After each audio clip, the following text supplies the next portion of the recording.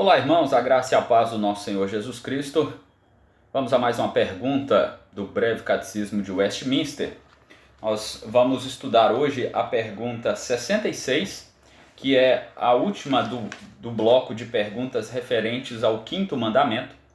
E a pergunta 66 diz assim: qual é a razão anexa ao quinto mandamento?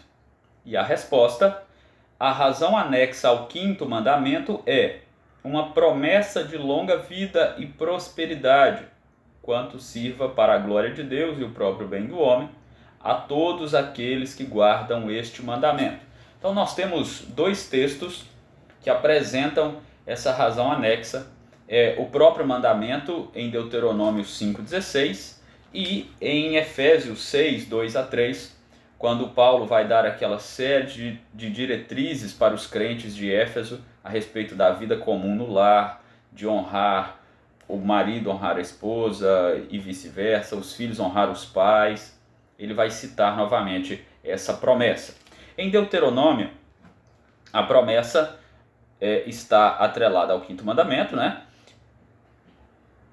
Honra teu pai e tua mãe, como o Senhor teu Deus te ordenou, para que se prolongue os teus dias e para que te vá bem na terra que o Senhor teu Deus te dá. Então, em Deuteronômio 5,16, a ligação, a questão básica é a questão da aliança. Os pais, eles tinham responsabilidade de ensinar os filhos a respeito da aliança, e os filhos também tinham responsabilidade de honrar, de obedecer os pais. E para que este ensino, essa vivência fosse eficaz, deveria haver então essa mutualidade entre pais e filhos. Se eles não honrassem os pais, se eles fossem rebeldes, egocêntricos, eles não seriam capazes de aprender o relacionamento pactual, o relacionamento da aliança, e como consequência eles não prosperariam na terra. Eles não conheceriam intimamente o Deus pactual, o Senhor pactual. E como nós vemos no relato bíblico, no progresso da revelação, fica notório que em muitos momentos este mandamento não foi cumprido, exatamente por isso o povo pecou contra o Senhor e o povo foi para o exílio.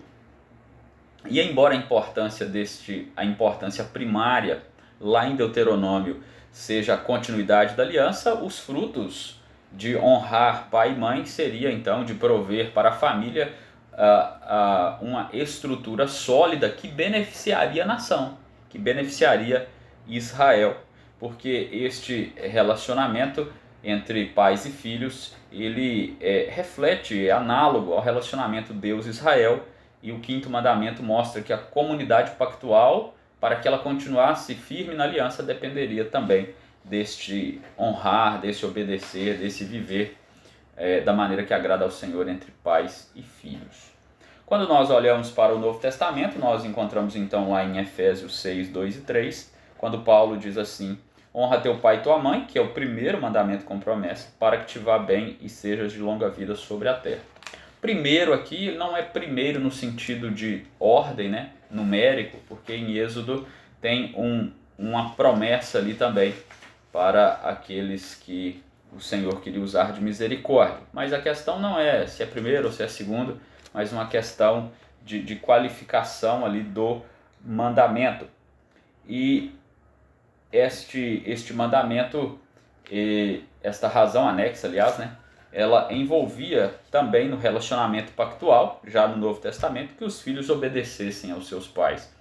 E assim eles teriam condições também de viver dentro da aliança de maneira correta, agradando ao Senhor Deus, e também será, né, agora falando no nosso tempo já, né, benefício para a família, para a sociedade, para o seu próprio país. Nós sabemos que filhos indisciplinados, filhos que não honram os pais, que não ouvem muitas vezes os conselhos de pais piedosos, né, eles acabam por se enveredar pelo mundo do crime, pelo mundo da promiscuidade, pelo mundo de várias coisas, pelo mundo das drogas muitas vezes, em vários caminhos que o leva não só a práticas pecaminosas, mas traz malefícios para a sociedade também. Este mandamento, ele parece estar muito distante dos nossos dias, diante do relativismo que se vive, diante da pós-modernidade. Mas nós cristãos não podemos perder de vista as implicações deste mandamento, as questões relacionadas ao pacto, à aliança, e como que nós, como filhos, devemos honrar os pais, e os pais também não trazerem a ira aos filhos, né, como diz Paulo aos Efésios, mas criá-los na admoestação, no caminho do Senhor, como em outro momento a palavra do Senhor também diz. E alguns podem, né, pensar, mas tem muitos filhos rebeldes, desobedientes, que eles prosperam, que eles avançam, que eles têm longa vida sobre a terra. Isso é verdade. A questão não é tão assim, como eu posso dizer, não é 100% fechado no sentido assim, todo aquele que desonra o pai e a mãe morre rápido, né? Algo assim, não é assim que funciona a razão anexa ao mandamento. Mas o fato é que mesmo que aquele que desonra os pais, e aí as autoridades também, né, nós devemos incluir aí, que nós falamos nas perguntas anteriores, né, que não envolve só pai e mãe, mas todo aquele que está investido de autoridade, essa honra devida, ele pode até viver longa vida, só que ele não terá paz, ele não terá de fato alegria, ele não terá uma vida tranquila, porque honrar pai e mãe, honrar as autoridades, respeitá-las, né? Principalmente sendo pais crentes, seguir o caminho pactual que os pais seguem, certamente trará grandes benefícios para aqueles que assim se comprometerem com o Senhor nosso Deus.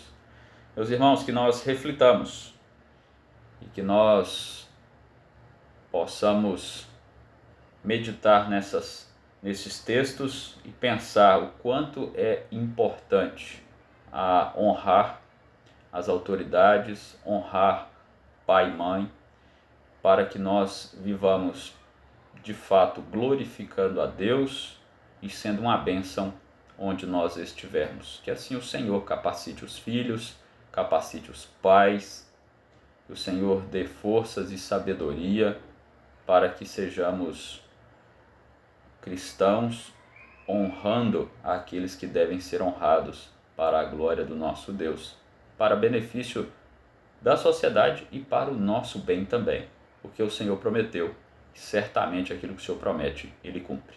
Que assim Deus nos abençoe. Semana que vem nós passaremos as perguntas referentes ao 6º mandamento. Até lá. Deus os abençoe.